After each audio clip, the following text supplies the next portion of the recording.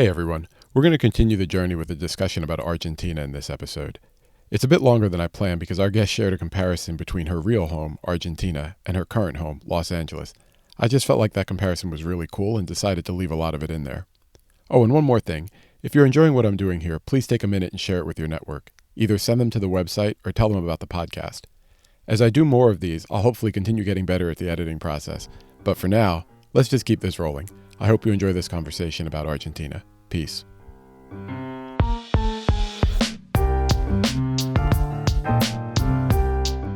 On this episode, we're talking Argentina with someone I've known for a long time. Welcome to My Home is Special, Emilia. Well, thank you so much. It's great to be here. Like I always do, I want to start with a quick introduction so people know who they're listening to. Absolutely. My name is Emilia Falas. I work with Keith. That's how we met, but born and raised in Argentina. I did all of my schooling in Buenos Aires all the way through college. I went to a small little college called Universidad de San Andrés. And then I came to the U.S. a couple of years after graduating. Spent 2 good years in the cold at Columbia University, and then came to Los Angeles thinking it was going to be for a summer. And then it was a summer that never ended. So I have been here since. And maybe you could get into a little bit of how we know each other, because we have been at the same company for a long time, but we also worked together a few times. We did. This was actually a fun reconnection. You and I started working together, I want to say about 15 years ago or something crazy like that. Yep. I remember we were doing some overheads, dull kind of work, trying desperately to find decent data for some client. It was something like that. And I remember a couple of times we worked together after that. But when I was looking for people for the podcast, I was stuck trying to find somebody that I knew from Argentina. And I reached out to a friend at work, Hernan, and said, Hernan, who in our familia group inside the firm is from Argentina? And he said, well, have you talked with Emilia? And I was like, what? She's Argentinian? He said, yeah, give her a call. Right. And I emailed you something random, like what I do with a lot of folks. I'm like, yo, are you from XYZ country and can we talk? And most people think I'm trying to get restaurant recommendations or something like that. I'm like, no. We need to do an interview. So thank you for joining and thanks for sharing. No, of course. This is an absolute pleasure. I really have a lot of passion for my country and it's exciting to be here.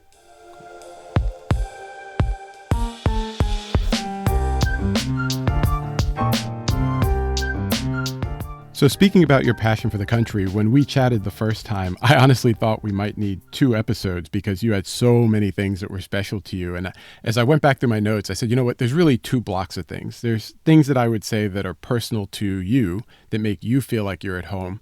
And then when I heard about some of them, I was like, these are things that feel like they're more at home for Argentinians who are in Argentina and going back home and enjoying their culture. So why don't we start with that first bucket? The thing that stood out to me was you mentioned the coffee shops and the coffee shop culture and that it's a must-do when you go back home. And I wanted to understand what that means and how it became special to you. Can you share a little bit about what we were talking about there and what it means to you? Yeah, I mean, Argentinians love passing the time just sitting at a coffee shop, reading the newspaper, and just actually, I think there's a little bit of people watching in a way, and that becomes a bit of a community. So if you walk around Buenos Aires, you're going to see a lot of street corners do have their local coffee shop. This is not a branch. This is not Starbucks or something like that. It's just like a very local thing. It's the people from the neighborhood.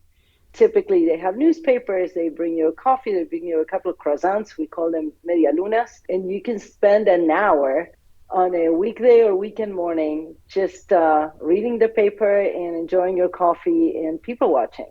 When I go to Buenos Aires, it's the first thing I do.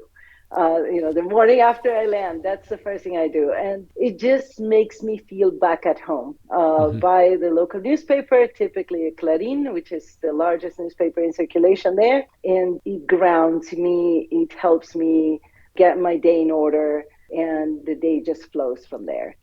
And when you go back, is there like one coffee shop that you go to, like a neighborhood spot, or do you sort of bounce around and take in different parts of the city? So typically I go back and I stay. Buenos Aires is a massive city. I should start by saying that. It's a very large place. When I go back, I stay in my neighborhood, which is Palermo, which is the place I grew up and spent a lot of my time in Buenos Aires in. And there are a couple of coffee places that really have not changed with time. Where I would go to that corner, just sit down, and I don't know the guy who sells you the newspaper anymore, but but you still buy it in the same kiosk in the corner, and it's a bit of a tradition. And was this something that you did once you graduated school? Did you grow up doing this? Did your parents do it? How did this become part of the routine for you when you go back home? So for me, this started after I moved out of my parents' house, and it's a little bit different there. Like culturally, here in the U.S., typically as a kid, you finish high school, you move to college, and that is your kind of like coming out to the world, right? In Argentina, like most people live in Buenos Aires, and most people stay there for college, and they keep living at their parents' houses because frankly you can't afford anything else at that point in time, and moving out becomes a thing after you have your first paycheck. And for me that was that, right? Like, so I finished college, I started working, I moved out of my parents' house, and this became a tradition at that point in time. It became a Saturday morning tradition. So wrap my work week, this is my weekend, this is my way to like get into a personal space, and that's how it started. It's really neat. You mentioned that the tradition here is that people leave for college and leave their family. We spoke with Santiago from Peru. By the time people hear this, it will be a few weeks ago. And he said the same dynamic is true there, and that the notion that you turn 18, graduate, and leave home is not really a thing in Peru either. So it's interesting to hear that it's similar in Argentina. I don't think it's a thing anywhere in South America. It's just not a part of the Latin culture. Most people would stay through college living with their parents. I would say the exception is if you live in one of the provinces that doesn't have a great school and you need to move away for college, but that's rare. And many people just stay living with their parents until they get married. And that's okay. That's just part of the culture. I think we are gonna talk a little bit about like what is it like over there, but the idea of these like multi-generational homes and gatherings is just a big part of the culture.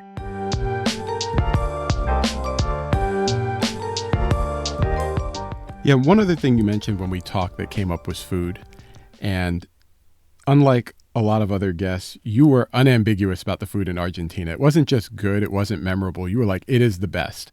I guess what surprised me was that you said, we had the best ice cream, we have the best pizza, and we have the best barbecue. And maybe we could just take those in order because I was shocked when you said ice cream. I've been to Italy and they have ice cream and gelato on every corner, but I admit I never thought of ice cream as being something Argentina was known for. It's a big deal.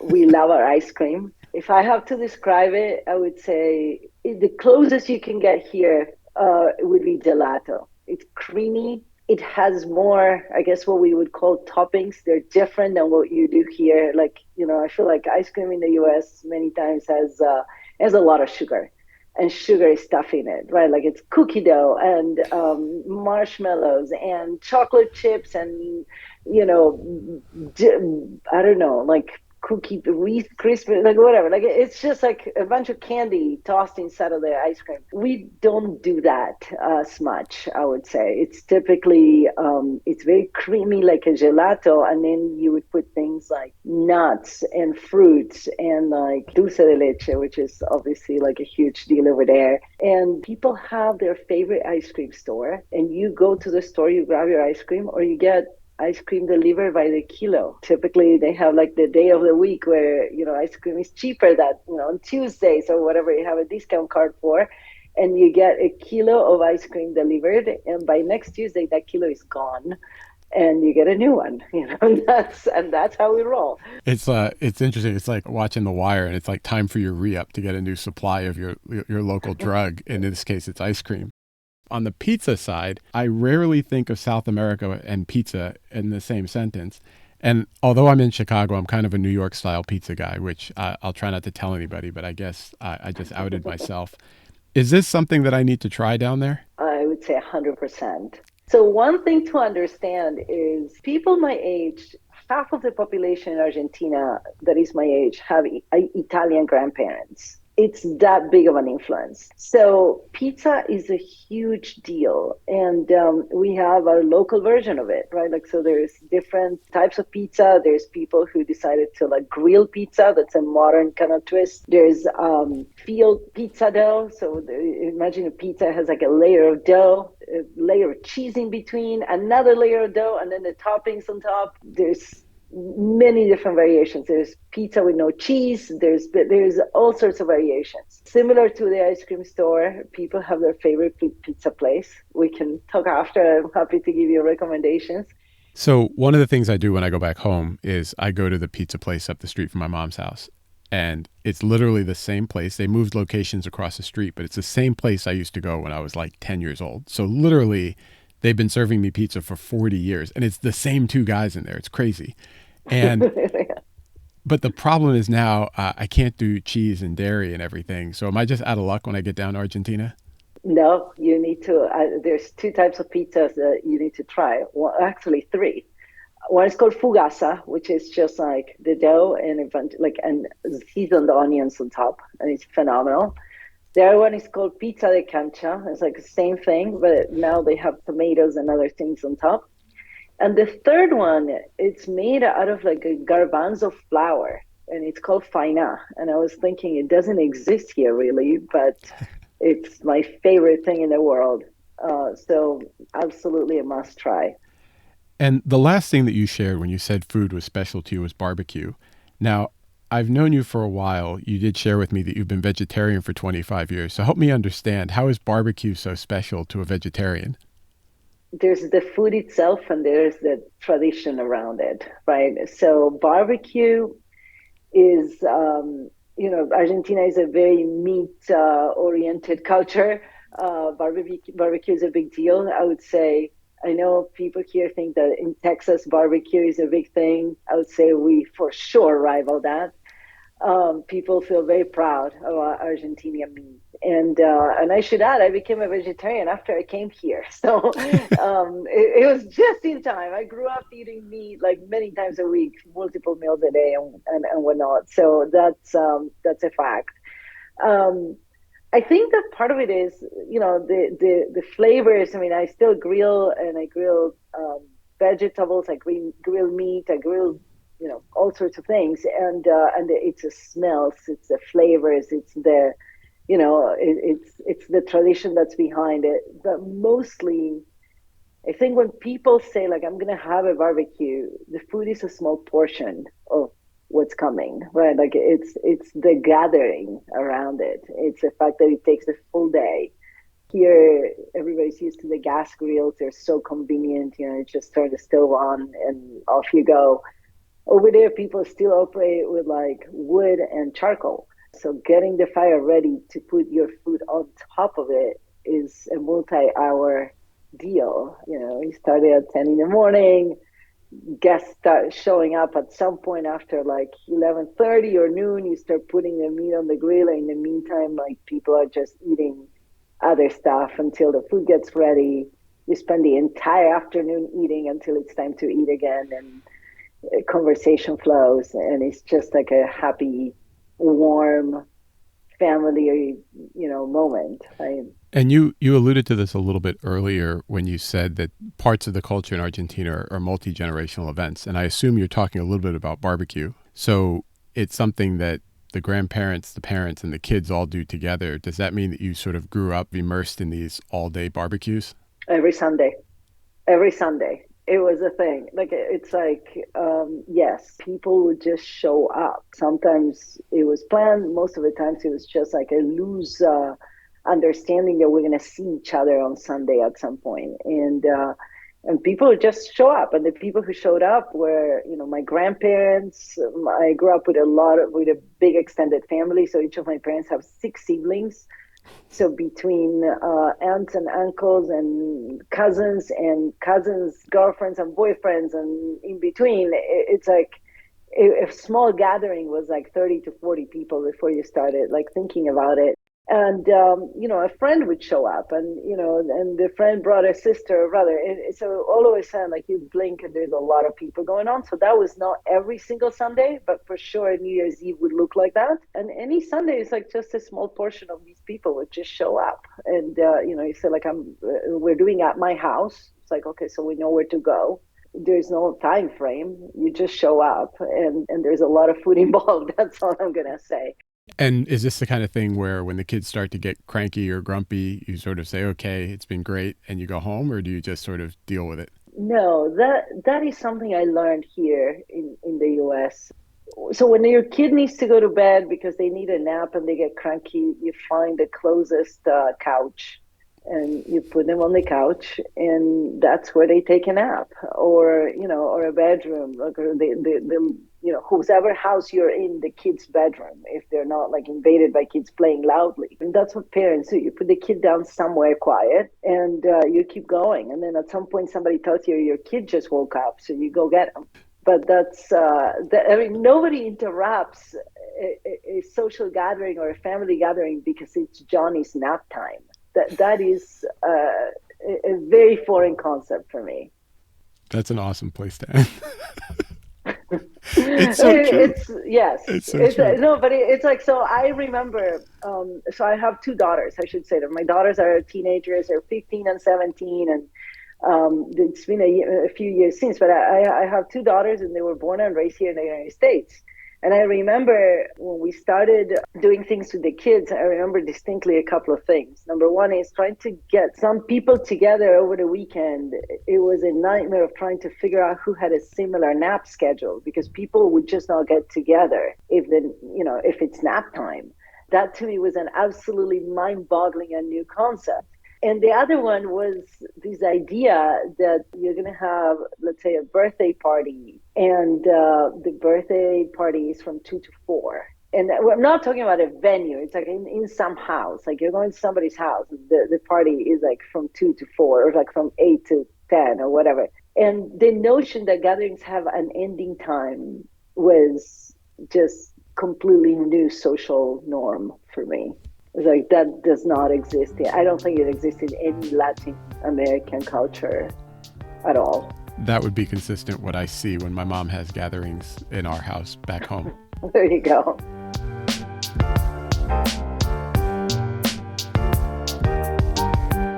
So, Emilia, the second set of things that you talked about, I thought were cultural more than just the food and the coffee shops. And I want to take a few minutes to talk about those things. You mentioned the parks and how they play a role in people's everyday lives. And I plan on visiting some of them when I'm there, but maybe you can talk about the role that they play and why those are special places for people that are back home and in Argentina. That's probably a phenomenon in a lot of big cities. Like even in New York, I remember when I was living there, like, Central Park is a big place, and people just gravitate there. It's like a portion of greenery in the middle of a cement jungle, right? But then like you have like little parks that are peppered throughout the city, like Bryant Park and whatnot. And Right. Buenos Aires is the same. So we have some large parks. Like close to my house, there's a place called El Rosedal, which is like literally translates to like a rose garden. And it's a big party. It has a couple of ponds. It has a rose garden that's a national pride, and a lot of weekday mornings start there. A lot of weekend mornings as well, but definitely a lot of weekday mornings start there, with people getting up early and fitting in a jog or a walk around the park before the day starts. There's almost like a small community of people who do the same activity. They just they know they're going to see one another there at 7 o'clock in the morning. You don't necessarily coordinate that. And the communities gather around different types of activities depending on, the area, the interests and whatnot. And is this the type of thing that your family participates in? My dad is about 84 years old. He goes to the park every morning, still does, and he has his Fitbit, and he gets his 10,000 steps in, and he goes around this lake or the pond on the park. And then the way this happens is like, so he gets up early, he goes to the park, he gets his 10,000 steps, and typically he just finds their people that he knows, grabbing a cup of coffee before everybody goes home and takes a shower and moves on with their day. And frankly, I feel like that's the kind of social connection that keeps people sane, Yeah. and keeps people young. For sure, I feel like it keeps him young, and connected. Yeah. And you end up with that community where when you're not there, people check up on you and make sure everything was okay. And if you had something cool going on, you get to share that, and they learn more about your personal life. And it becomes it becomes a whole nother social connection and social community that you may not connect with otherwise, except that you're both at the park at the same time every morning, every day. Totally. Exactly. And it's one of those things that then when you encounter the same people in a different context, you feel like you've known them forever. So there were two other things that I wanted to hit on before we wrap up, and one of them was really foreign to me, and I was fascinated by it. You talked about this Thursday night culture, and that Thursday is for Yes. friends. And I was like, "What do you mean? Like you go out to do something?" You're like, "No, Thursday is Friends Day. That's the day for your friends." What does that mean? It's really hard to explain. I think it's one of those things that once you see it, it just clicks. But many times, I mean, especially as you get older, weekends are days for family. They're days like, that revolve around your kids, that revolve around your spouse. You go see your parents. But Thursday nights are typically a night reserved for friends. Something that starts somewhere in high school. Thursday night, it's a big night out. People go to have a drink. People go to have dinner. Typically for guys, it's not co-ed. So for guys, many times it happens. It's like Thursday evening. It's a football game. Like when I say football, I mean soccer. Just to be clear, Thank there is you, no thank such you. a thing as an American football game there. It's a soccer game, and then after that, like everybody would go to like a casual, dinner. Like it could be a barbecue place, or it could be like empanadas, whatever. It doesn't need to be a fancy dinner. But you see these groups of like, 5, 10, 12 guys that get together for dinner, and it's typically on Thursdays. And for girls, for women, it's similar. It's harder to coordinate and organize. We tend to be, especially after kids come in line, but it's a similar thing. And this notion of having a cohort that is your group of friends, that is a bit of a constant in your life.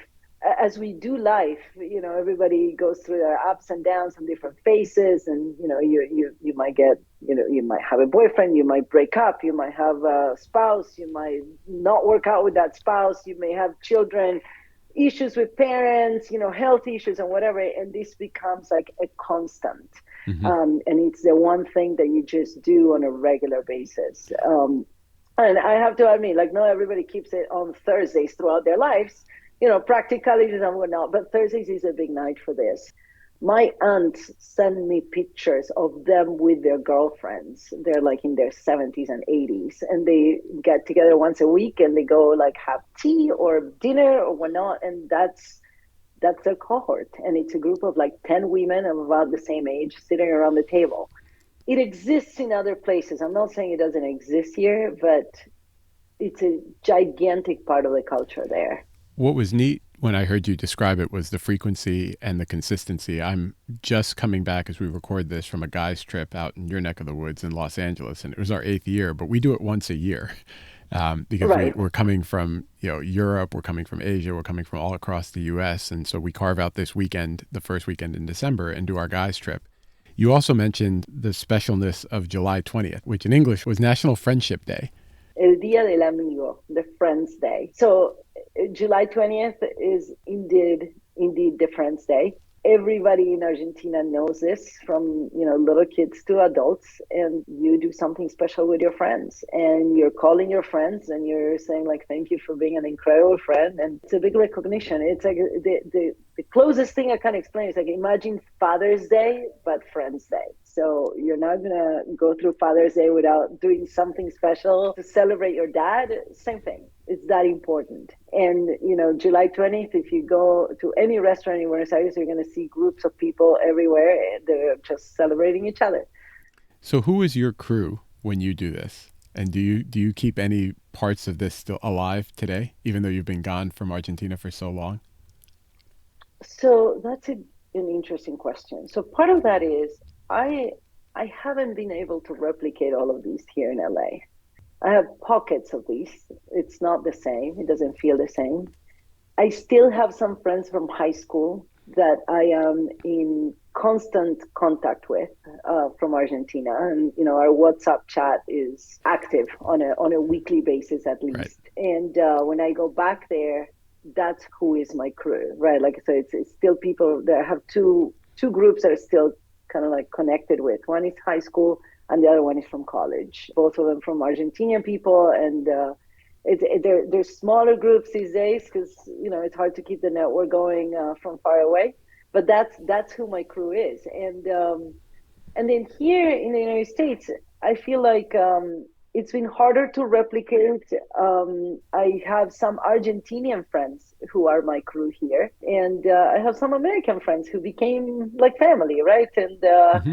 And that's a great thing. And you try to carry that part of the culture and bring it along, but it's like swimming upstream, right? It's a Yeah. little bit different. Amelia, now as we wrap up, I have one more thing that I want to talk with you about. And I promised people up front in the introduction that I wouldn't make this like a travel podcast where you give me all your tourist recommendations and things to go take selfies in front of. But you did tell me that one way to experience a lot of what you're talking about in some way, shape, or form, first of all, hit a coffee shop and just plan on parking myself there for an afternoon and just people watching and hanging out. But you also said that to take advantage of the barbecue and some of like Argentinian culture, I should visit a ranch. And can you just say a little bit more about that? Because I'm going to do it and I'm going to call you back when I get back to the States to talk about the experience. But I just want to make sure that I understand what it is that you want me to experience and why that's a sort of special part of Argentinian culture. So, Buenos Aires is a gigantic city, and it's largely a cement city. And what happens is over the weekends, people leave the city and they go to, you can drive for an hour, you can drive for like a couple hours, depending on how far you want to go, and you get into the countryside. And now you can encounter in some places that you can go to is we call them estancias. It's like a ranch. Some have cattle, some have crops, but they all would have casco, which is like where the main house is, and some gardens. You can experience what it is like to like wake up in the morning, the lazy pace. Like maybe you can get to exercise. You can ride a horse if you're into that. Like you can practice some polo shoots. If it's the weather is nice, you can get in the pool. You can experience a true barbecue prepared for you by a local gaucho, and just a little bit of a change of pace and what the world smells like outside of the city and what it feels like to just be in a more chilled, slower pace environment for a moment where there's no other agenda than just being in the moment. So, one of the things I'm taking away is that the pace of the city at first might give me a bunch of things that I could go do, but really, I'll get to experience the culture and really the beauty of Argentina if I just sort of sit either in the city at a coffee shop or out in the countryside at a ranch and just enjoy being there and enjoy the hospitality and the culture. Is that a fair summary? I think it's a really fair summary. I think that the city has a huge amount of hustle and bustle, and it's pretty fast paced. But if you get to slow down and take it down a notch, you really get to experience what it's all about. Emilia, thanks for answering the call and doing this discussion with me today. I will definitely look you up when I get back to share a little bit of what I saw, but I really appreciate your insight and sharing a little about your home today. Of course, this was so much fun. Thank you for having me.